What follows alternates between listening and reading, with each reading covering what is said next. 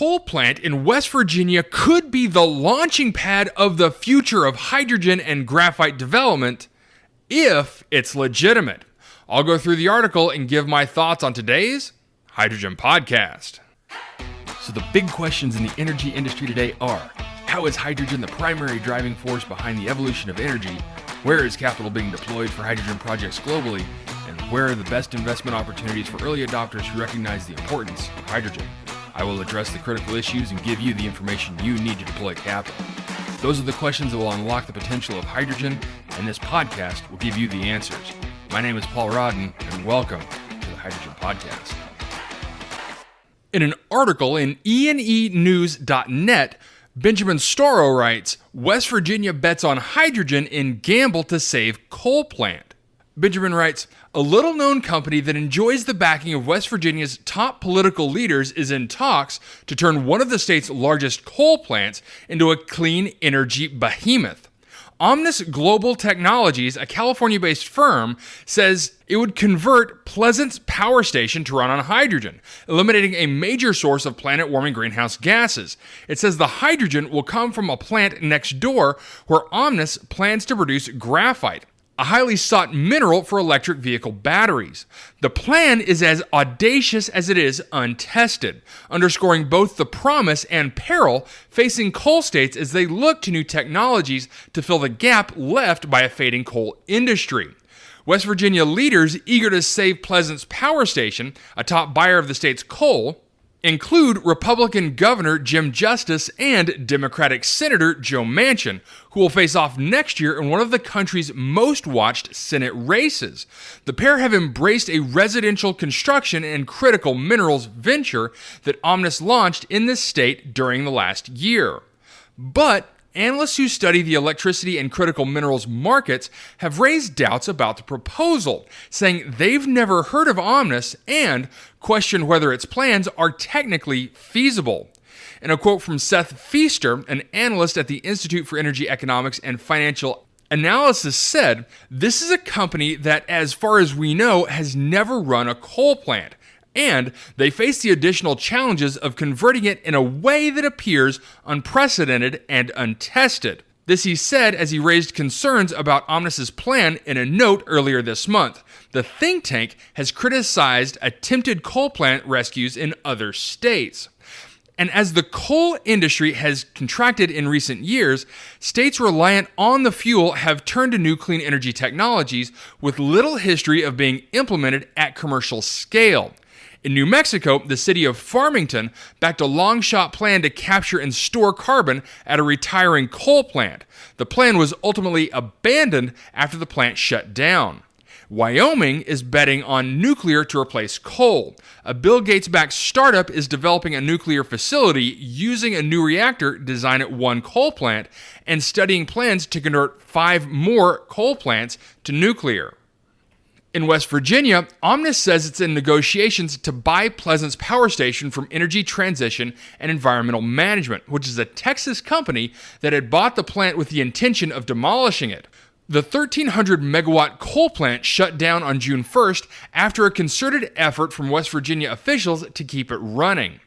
In a quote from Simon Hudson, who co-owns Omnis with his wife, said in an interview, "We believe in this enough that we've written a very big check to acquire one very large power plant." Hudson said his company has signed a letter of intent to buy the facility, has secured financing for the acquisition, and hopes to close on the deal by the end of June to take control of the plant by August 1st. He declined to disclose the purchase price, and ETEM representatives did not respond to requests for comment. The fate of Pleasant's power station has already drawn the attention of justice and state lawmakers. At their urging, the State Public Service Commission ordered West Virginia's largest utility, First Energy Corporation, to examine buying the plant. In regulatory filings last month, First Energy said it was holding off because Omnis was trying to finish its purchase of the plant from ETEM. Hodson said Omnis intends to build a so-called quantum reformer next to the power plant. That facility would heat hydrocarbons at extremely high temperatures to produce synthetic graphite and generate large quantities of hydrogen as a byproduct. In turn, the hydrogen would fuel Pleasant's power station to produce electricity. Hodson also said, "We think there's an opportunity to save the coal-fired plants by retrofitting them. We can't keep shutting down power plants and not expect the cost of power to go up. We're trying to preserve these plants wherever we can by producing two products." Hodson traces his roots to his family's concrete business in Salt Lake City and claims to have developed a concrete technology used in the construction of One World Trade in Manhattan. He was the CEO of Earthshell Corporation, which made biodegradable food packaging for McDonald's before filing for bankruptcy in 2007, citing an inability to secure sustainable long-term funding. Hodson said he left the company before it went under. Omnis Global Technologies said it specializes in developing, licensing, and commercializing innovative technologies to aid in the areas of clean and sustainable energy, affording housing, organic farming, and biodegradable plastics. This according to a filing with the Federal Energy Regulatory Commission, which would need to approve its purchase of Pleasant's power station. Graphite is one of the most sought-after materials used in electric vehicle batteries. The Biden administration is seeking to make a priority of domestic graphite production, which is now dominated by China. And in 2022, the Department of Energy announced $2.8 billion in grants to makers of battery components, including several firms specializing in graphite production. Omnis is not on that list. Hodson said his company has developed a form of pyrolysis, a process by which hydrocarbons are heated at extremely high temperatures to make synthetic graphite, that the world's largest graphite maker is using for applications in the steel industry. He declined to name the graphite company, citing non-disclosure agreements with vendors. A critical minerals analyst greeted his claims with skepticism. In a quote from George Miller, a senior analyst at Benchmark Minerals Intelligence, which is a London-based research firm that tracks metals markets, "I've never heard of Omnis or Simon." Now, China dominates both the mining and naturally occurring graphite and the production of synthetic graphite. And so pyrolysis and graphite are used for specialty scientific applications, this again according to Miller, but he expressed doubt that there's a large enough market to support its use by large graphite makers. Now, using hydrogen to fuel a power plant can be similarly tricky because it burns much faster and is less stable than natural gas. General Electric, Mitsubishi Power, and Siemens Energy have reported demonstration projects where they have blended natural gas with hydrogen to run existing gas plants. Mitsubishi is working on a project in Utah that aims to burn 100% hydrogen by 2045. In a quote from Feaster, the IEEFA analyst said, "The whole thing is really mystifying me. Let's say you're producing graphite. Do you really need a 1,300 megawatt power plant to do the graphite production? That strikes me as oversized. The other companies that produce graphite aren't buying power plants." Hodson acknowledged the challenges facing other graphite makers and power companies, but said Omnis has technology to overcome the obstacles after spending 12 years refining its pyrolysis process. Pyrolysis normally generates large amounts of greenhouse gas emissions, but Hodson said he has developed a way to eliminate those by heating material at temperatures above 5,000 degrees Fahrenheit. Omnis also intends to use turbine technology that can burn 100% hydrogen developed by Zeeco Incorporated, an Oklahoma-based firm. This again according to Hodson. A spokesperson for Zeeco, which described itself as a world leader in making low-emission, hydrogen-fired burners, confirmed in an email that it is working with Omnis and had sent a team to Pleasant's power station to, quote, confirm the viability of converting to hydrogen. The analyst's doubts haven't dimmed Omnis's reception among West Virginia's most powerful leaders. Omnis has launched a series of business ventures in West Virginia since the start of 2022. Justice attended a groundbreaking ceremony in March of 2022 for Omnis Building Technologies, which is building a $40 million facility to manufacture housing materials in southern West Virginia. When the governor set out a news release announcing the plan, it included a statement from Manchin, who said Omnis was, quote, revolutionizing the industry of residential construction.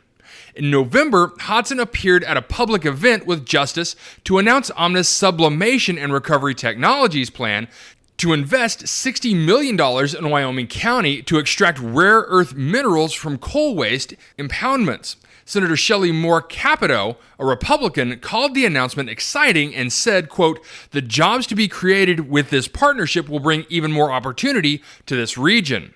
Hodson said he was originally drawn to West Virginia by its many coal waste impoundments, which he saw as potential sources for critical minerals. But he decided to expand Omnis's investments to other areas after driving across the state. He called West Virginia one of the most impoverished societies he had ever seen. Now, Hodson said retrofitting the Pleasance Power Station would require swapping out its burner for one that can burn hydrogen and installing a new air handling system to address emissions of the acid rain causing nitrogen oxides. He estimated the retrofit would take 9 to 12 months and said the company would burn coal to generate power while the upgrades were made. He also said the quantum reformer will produce 200,000 tons of hydrogen annually, which is enough for Pleasance Power Station to run at its full listed capacity. But he did acknowledge the doubts facing the company, saying Omnis will need a few more months to prove that it can deliver. And lastly, he said, then it will be done and it will be proven. Okay, so a lengthy piece, but most assuredly one very much in need of our attention. These old coal plants will need a new life as they retire, and this technology has the potential to give it that refresh, assuming the technology is legitimate. There are a handful of other pyrolysis hydrogen companies in the world, and none of them have approached this application. Now, that could be for many reasons, but it's worth speculation as to why we haven't heard of any trial or demo applications before this. And this isn't even a trial or demo application. This is a full project. That's not to say Omnis Technology is incapable of doing this, but to invest what could potentially be 8 to 9 figures on retrofitting this plant seems incredibly risky. Not much information is available online on Omnis, so it's very hard to tell just where they've developed this technology, how reliable it is, or how scalable it is. Now, absolutely, if this project works out and Omnis is able to retrofit this coal plant to run on hydrogen while creating graphite, that's a perfect way to bring legacy coal plants into the future. But for now, I will remain skeptical until more information becomes available.